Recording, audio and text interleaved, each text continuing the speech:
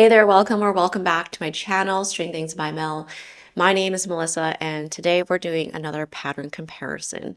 This one's a little bit different. Today I'm focusing on a single designer, and that designer is PetiteKnit. Now, before we get started, I want to start off by saying that this is meant to be a fun exercise. This is not a pattern or designer endorsement, nor is it pattern or designer shaming. It's just looking at the information, looking at these similar looking patterns and see what we can find that's different between them. So this came as a request from one of my viewers. So today I am looking at 9 of PetiteKnit's drop shoulder patterns. So today's drop shoulders, in the future, I will also release one about her raglan sweater pattern. So because there are 9 patterns, information is going to be presented a little bit differently compared to my previous comparison videos, just because of the more information to get through. So these 9 patterns, I have broken them down into 3 different categories. There are 4 patterns in the what I'm calling the DK weight category. The second category is Mohair, and the last category is Aran or bulky weight. So that's the first distinction between these 9 patterns is the gauge or the yarn weight used. But other than that, when you look at these at a glance, you open up PetiteKnit's pattern offerings and you look, and a lot of these are crazy similar looking, really. So luckily, she models all of her patterns herself. So in a way, that makes it a little bit easy to see how the sweater hangs on her, where the shoulder lines are relative to her body, things like that. At least that is consistent in her patterns. And I do appreciate that consistency. Um, but also, I am also for designers who show their patterns on different bodies as well, because not everyone has the same body type as PetiteKnit. Before we get into how they are all different, a quick summary of how these patterns are similar is that, well, one, yes, they are all drop shoulder sweaters. That's today's theme. They're all constructed top down, and they all feature a somewhat sloped shoulders with either increases or short rows to create that slope, that shaping. All the sleeves appear to be very little tapered. Some of them are wider than the others. Some of them, well, one of them has balloon sleeves. I'll point that out. And it appears that once you hit the body on all of these sweater patterns, I believe you just knit straight and there's no waist shaping in them. So at a glance, very similar looking drop shoulder sweaters. So let's go ahead and just dive into this pattern comparison. I have all my notes in a spreadsheet, and the link to that is in the description box below. I've jazzed it up a bit this time. There are photos of each pattern as well. Don't know why I didn't think of adding that in the past, but my spreadsheet, they're improving. Also, let me know if you find any errors in there. I will correct that. Also in the description box below is a link to the Ravelry Bundle for all of these patterns. So the first category, the DK yarn weight category. I'm going to be moving through from the least amount of recommended positive ease to the greatest, starting with the balloon sweater. Take a look at the balloon sweater. It has a mock neck and a really nice little chain detail running along the shoulder. This combination, well, more specifically, the chain detail, this balloon sweater is the most unique or most different looking out of all of the 9 patterns that I am presenting to you guys today. So if you just look at all 9, this one looks the most different. So then I would say you could buy this one and safely say that I picked a different PetiteKnit pattern. So mock neck with a 1x1 rib. This is a little bit older pattern. It was released in 2018, so there's only 7 sizes from extra small to 3XL. Don't know if there's any plans to go back and have more sizes added to this one. The finished bust circumference is 99 centimeters to 143 centimeters, or 39 inches to 56 1/4 inches.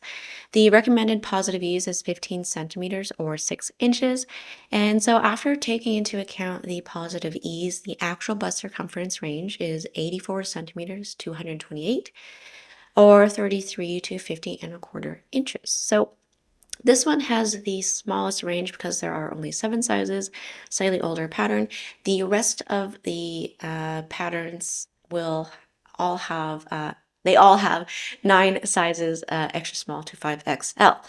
Um, and I'm also going to stop saying actual bust circumference now because the rest of the patterns, which all have 9 sizes, all have an actual bust circumference range from about 32 inches, one of them has 32 inches, up to 59 inches. So um, that is one less piece of information I'm going to repeat or say for the rest of the patterns. So just note that. So the balloon sweater has a suggested yarn of holding a fingering with a lace weight with 4 mm needles. Now that needle size is the same for the rest of the patterns in this DK yarn category. So if we're trying to eliminate information that is the same and actually dig out the information that's different. So yeah, the gauge, the yarn weight is all very similar, and the suggested needle size for the main body of work, 4 mm needles, it's all the same for all these 4 patterns. So let's get into the next pattern, which is the Melange Sweater. This one has a finished bust circumference of 106 to 160 centimeters or 41 3/4 to 63 inches. This one has a recommended positive ease of 15 to 20 centimeters or 6 to 8 inches. Now this one is a more classic, a more typical drop shoulder sweater pattern. I like this one because it has less positive ease. That is just personal preference. Um, when this one came out, what was, special about this one was the kind of coloring effect, hence the name Melange. This one has you holding 2 strands of fingering together, different colors, to create this almost marled melange coloring effect in the sweater. Now, you don't need this pattern to make that effect. You just need any pattern with that has a gauge that meets the 2 strands that you are holding together. So there's a bit of marketing there for you. But if we kind of ignore the coloring effect that's happening there, it does look like a nice fitting drop shoulder pattern. I like this kind of more relaxed amount of ease, and doesn't seem to appear to have large armholes. Not really going to have too much difficulty wearing this underneath a jacket, especially one that might be a little bit more tailored.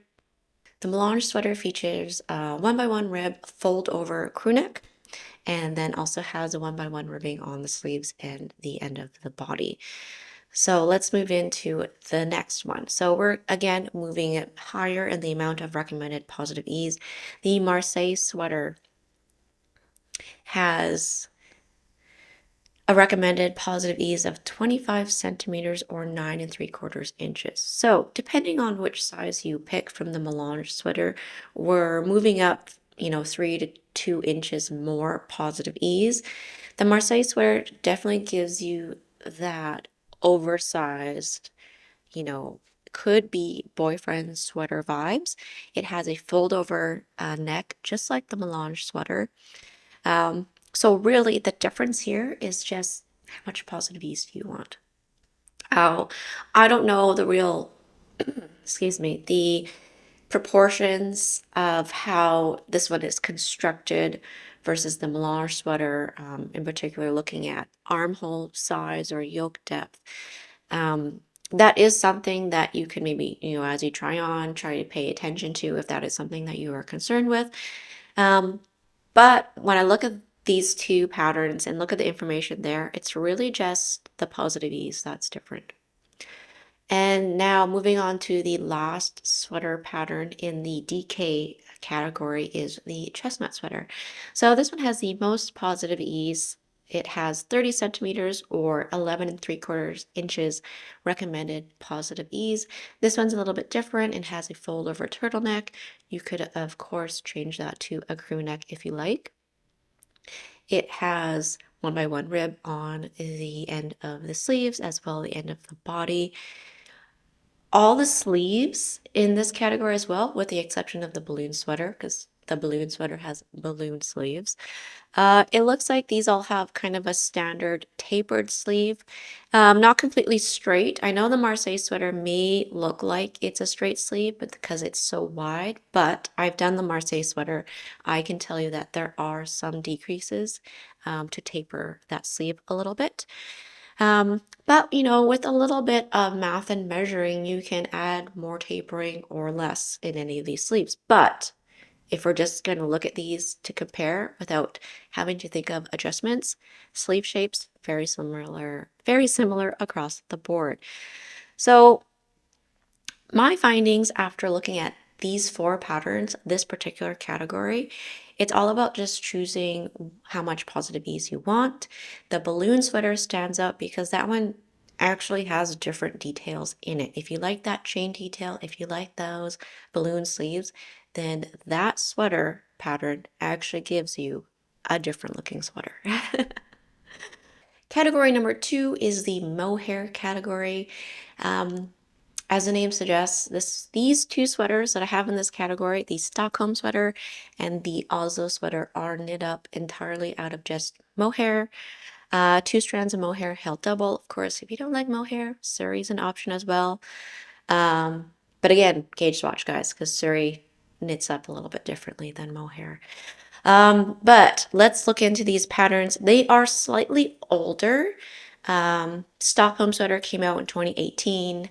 And the Oslo sweater came out in 2019. But, oh, I forgot. The Oslo sweater only has 7 sizes. So this is another pattern that has fewer sizes. Looking at these, I mean, I've almost picked pictures that look very similar just to even just drive home the point of how similar these are. They're even knit in the same like shade or color family. But they both have fold over 1x1 rib collars. And they both have ribbing on the end of the sleeves and the body. So what's different here? The recommended positive ease is a little bit different. So the Stockholm sweater has a recommended positive ease of 15 centimeters or 6 inches. And the Oslo sweater has 20 to 25 centimeters or 8 to 10 inches. So if you want more positive ease, Oslo sweater will be your go-to. The gauge between these 2 sweaters is practically the same.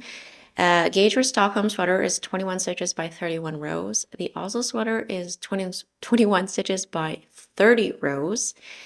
The difference here, though, is the suggested needles are different. Stockholm sweater suggested needle is 4 millimeters for the body, and Oslo has 4.5. So what does that mean? You might have, more drape in the Oslo sweater because you're still using 2 strands of mohair, but a larger needle. So it's going to be a little bit more drapey, a little bit more airy compared to the Stockholm sweater. If I was using Surrey, for example, Surrey can be a bit fluffier. The gauge can be a little bit larger. The Oslo sweater, I think, would be a better option for that because of the larger needle size, the fabric being something that's going to be more open. Surrey will work better for that, I think. Other than the suggested needle size, there is a construction difference between the two. So if you don't like short rows, the Oslo sweater does not have short rows listed as one of the techniques used. So I would assume, and I believe the shoulders are sloped and that slope is made with increasing and not short rows. The Stockholm sweater has short rows. So if you don't like doing short rows or not comfortable with it, Oslo sweater. Although I've put the Stockholm Sweater and the Oslo Sweater in their own category, the Mohair category, you could, maybe with a little bit of adjustment, you could knit up the Melange Sweater, the Marseille Sweater, the Chestnut Sweater in 2 strands of mohair as well, because the gauge for those patterns are not that far off from the Stockholm and the Oslo Sweater pattern. So the row gauge is different, but the stitch gauge is very similar. So if you're looking to save costs that way and not buy another pattern, not buy a mohair specific pattern, um, try swatching at Mohair, following the Melange, Marseille, or the Chestnut Sweater patterns. Oh, and the balloon sweater pattern, of course, as well. So the last category is the kind of Aran or bulkier yarn weight, the larger gauge. And the 3 patterns in this category are the Wednesday sweater, the Sonja sweater, and the weekend sweater. When I was looking at these patterns, I was like, have I even seen the Sonja sweater? That one came out in July 2023. That one just was like not even on my radar at all. Looking at these 3 patterns, just looking at the pictures, they all have different necklines. So that could be something that's going to make you choose one or the other if you're not someone that is comfortable making your own adjustments, like going off pattern, making a different neckline. They do all have different finishings there. So the Wednesday sweater has a fold over turtleneck, Sonja sweater has a fold over crew neck, and the weekend sweater has a mock neck. But let's look a little bit deeper into what's going on with these 3 patterns. So again, all of them are offered in 9 sizes, extra small to 5XL. And I am going to move from the least amount of positive ease to the greatest again. So the Wednesday sweater has the least amount of positive ease in this category at 25 centimeters or 9 3/4 inches. It has a gauge of 15 stitches by 24 rows, putting it at a, heavy worsted bulky weight. The suggested yarn is a worsted plus lace on 5mm needles. I knit my Wednesday sweater holding a single strand of Noro Silk Garden Solo. And so I think my fabric might be a little bit more open and drapier than the original sample of the Wednesday sweater, but just throwing that out there as an option. And in terms of finishing or how the collar looks on the Wednesday sweater, it has a 1x1 twisted rib. Let's move on to the Sonja sweater. This one, as I mentioned before, has a fold over crew neck. The gauge is slightly smaller than the Wednesday sweater at 17 stitches by 24 rows. And this one's interesting because it says to hold 3 strands together to create an Aran weight. And it also uses 5mm needles like the Wednesday sweater. This one has a recommended positive ease of 30 centimeters or 11 3/4 inches. Last pattern in this category is the weekend sweater. This one has the most positive ease. Well, actually, I take that back. The weekend sweater has the same amount of positive ease as the Sonja sweater at 30 centimeters or 11 3/4 inches. The gauge of this one is different. So it has the same stitch gauge as the Wednesday sweater at 15 stitches, but row gauge is only 20 rows. So this one is the bulkiest of the 3 at 15 stitches by 20 rows, knit with bulky weight yarn on 5.5mm needles. So if you want a super quick project, and I don't mean like not all projects are super quick, but the quickest of the 3 would probably be the weekend sweater just because of the size of the needles and the yarn weight. The weekend sweater features a 1x1 rib mock neck and has 1x1 ribbing on the end of the sleeves and the body. Looking at these 3 kind of Aran bulky weight patterns, you can actually take into account the yarn weight and the gauge to make your decision. I think that they are You know, they're all drop shoulders. So if that's what you're after and you're comfortable with adjusting the collar yourself, then I would say, well, one, do you want, you know, 9 3/4 inches or 25 centimeters of positive ease, or do you want 11 3/4 or 30 centimeters of positive ease? So look at the ease and then look at the needle size. What yarn weight do you want to choose? So these ones are not as similar as the other patterns. So I could see people buying all three potentially because they are different enough. All right, guys, that is it for today's pattern comparison. Are you surprised at how similar some of these are? Are you not? Let me know if you have purchased more than one of these patterns, and did you, after purchasing, realize how similar they were? Did you have some kind of like pattern purchase regrets at all? I'm curious. But I hope you guys found this information helpful. I know I said it was like a research project to do this, but it was fun to kind of sit down and go through all this information, you know, not just for you guys, but for me as well. I enjoyed it. But thanks so much for hanging out with me, guys, and I'll see you in the next one. Bye.